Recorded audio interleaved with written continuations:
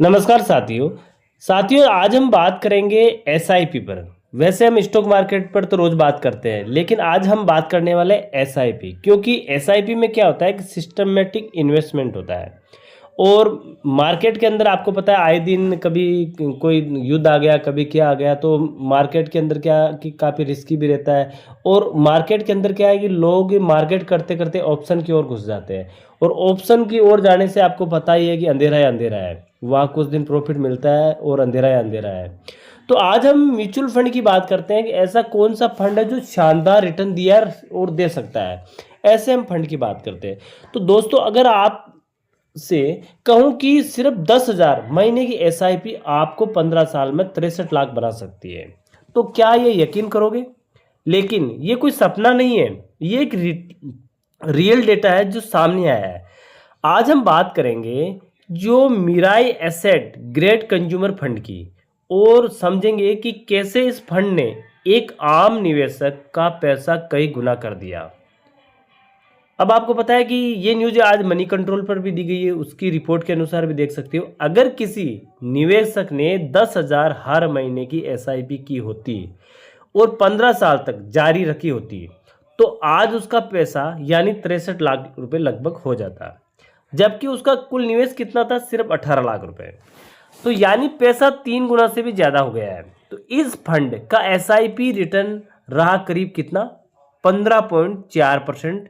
जो सीएजीआर का मतलब होता है सालाना औसत रिटर्न, यानी सालाना औसत की बात की जाए तो 15.4%।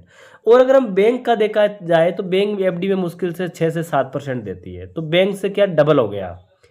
यानी बैंक जो हमें 7 साल में कमा यानी 30 साल में कमा के देगी, वो 15 साल में कमा लिए। अब सोच लो आप। अब इस फंड की खासियत क्या है, इसको हम समझते हैं। तो ये एक क्या है कि थीमेटिक फंड है। इसका फोकस क्या होता है? जो कंजम्पशन थीम होती है उसमें इसका फोकस होता है। मतलब ये पैसा लगता है उन कंपनियों में जिनका बिजनेस लोगों के खर्च पर चलता है। जैसे मान लो कि लोगों की इनकम बढ़ रही है, वैसे वैसे लोग क्या है, खर्चे बढ़ा रहे हैं। आपको पता ही होगा कि आप अगर 5 साल पीछे चले जाओ, 5 साल पीछे चले जाओ या 10 साल पीछे चले जाओ, तो खर्चे बहुत कम हुआ करते थे। आज की डेट में आप देख ही सकते हो कि हर परिवार में मोबाइल का खर्चा परमानेंट हो गया है, रिचार्ज का हो गया है, लाइट का हो गया है। इसके अलावा क्या है कि जैसे डेली यूज का सामान है, टूथपेस्ट है, साबुन तेल है, मतलब कई चीज़ें ऐसी है कि जो ज़रूरत होना ही होना है। तो ये क्या है कि खाने पीने के सामान पर देती है। उसके अलावा आपको पता है कि एक गाड़ियों का एक चलन हो गया है। आपको पता है कि पहले गाड़ियां मतलब काफ़ी मकान होते थे, उनमें से मुश्किल से एक दो गाड़ी होती थी। लेकिन आज का क्या चलन हो गया कि हर घर में गाड़ी है। तो ये भी एक चलन हो गया। मोबाइल का फिक्स हो गया, एक एक घर में 3 3 4 4 मोबाइल है। शॉपिंग का भी देख सकते हो। तो कई चीज़ें ऐसा है कि मतलब एक लगातार रेगुलरी हो रहा है, जो दैनिक जीवन में काम आ रहा है। तो ऐसे फंड में निवेश करता है। अब क्या है कि भारत की जो जीडीपी में करीब जीडीपी जो होती है उससे भी 60% हिस्सा क्या है कि कंज्यूमेशन का रहा है। यानी जैसे जैसे लोग खर्च करेंगे ये सेक्टर बढ़ेगा और फंड भी बढ़ेगा। इस फंड का नियम है कि कम से कम 80% पैसा जो कि कंज्यूमर कंपनियों में निवेश करना है। इसका मतलब क्या है? फोकस बहुत ही क्लियर है कि फंड का उद्देश्य लॉन्ग टर्म कैपिटल ग्रोथ, यानी लंबे समय में पैसा बढ़ाना। ये फंड 2011 में लॉन्च हुआ था और तब से लगातार ग्रोथ दे रहा है। इस फंड जिन कंपनियों में निवेश करता है उस कंपनियों को जानते हैं हम। तो देखो, महिंद्रा एंड महिंद्रा की में करता है, तो आपको पता ही है कि महिंद्रा की गाड़ियाँ कितनी निकलती है। मारुति सुजुकी में करता है, जो कार कंपनी है। जो टाइटन कंपनी है, जो ज्वेलरी घड़ी इनमें करता है। भारतीय एयरटेल जैसे जो टेलीकॉम का है, इस पर करता है। यानी ये सभी मजबूत और ब्रांडेड कंपनी है। और यही वजह है कि फंड ने लॉन्ग टर्म में शानदार रिटर्न दिया।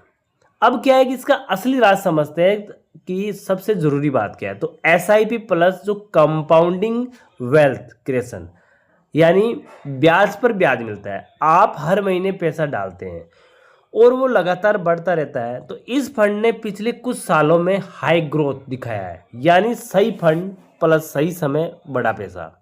लेकिन इस फंड में क्या है, देखो, हर जगह मार्केट के अंदर तो रिस्क तो होता ही है, लेकिन ऐसा एसआईपी में देखा जाए तो थोड़ा कम रिस्क माना जाता है, क्योंकि एक सिस्टमेटिक इन्वेस्टमेंट होता है, कई कंपनियों में होता है, लेकिन फिर भी एक रिस्क मान के चलना चाहिए, क्योंकि ये सिर्फ एक सेक्टर है जो कंज्यूमर पर निर्भर करता है। अगर ये सेक्टर धीमा हुआ तो रिटर्न कम भी हो सकते हैं, इसलिए कम से कम 5 साल या उससे ज़्यादा निवेश जरूरी है। क्योंकि जैसे मान लो हमने निवेश किया और हाल ही में मार्केट में कई उतार चढ़ाव आते हैं, जैसे अभी अभी फिलहाल देख सकते हो कि युद्ध का माहौल चल रहा है, मार्केट गिर रहा था, लेकिन ऐसा तो नहीं है मार्केट गिरता रहेगा, कोविड का लाया गिर रहा था, लेकिन वही रिटर्न किसी ने लंबे समय तक रखा होगा तो उनको जरूर अच्छा प्रॉफिट मिला। तो इसमें क्या है कि थोड़ा रिस्क है, तो लंबे समय को लेकर चलना चाहिए, कम से कम 5 साल तो होना ही चाहिए। एक्सपर्ट्स क्या मानते हैं कि कंज्यूमेशन सेक्टर भारत में तेजी से बढ़ेगा, खासकर जैसे रिटेल है, डिजिटल है, क्विक कंपेयर है, यानी आने वाले समय में ये सेक्टर और भी मजबूत हो सकता है, ये हमारे एक्सपर्ट को मानना है। तो दोस्तों 10,000 रुपये की SIP 63 लाख बना सकती है, ये कोई जादू नहीं है, ये बिल्कुल डिसिप्लिन जो कि पेटेंस और सही फंड है। अगर आप भी वेल्थ केयर करना चाहते हो तो SIP शुरू कर सकते हो।